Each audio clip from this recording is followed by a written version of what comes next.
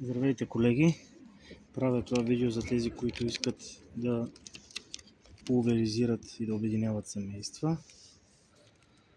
Ето един вариант с примамката Evoroi, чрез който може да направите пулверизация. Взимате едно-две картончета от примамката Evoroi и я правите на лентички.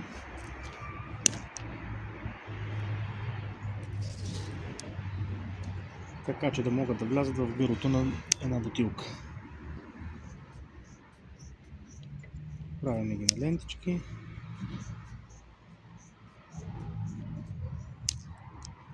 След което в едно шишенце, примерно ако е една плочка, може да го направите в 100-150 мл, при две плочки може и в 200. Аз съм налял приблизително 150-200 мл, затова режа две плочки и промушвам вътре плочките.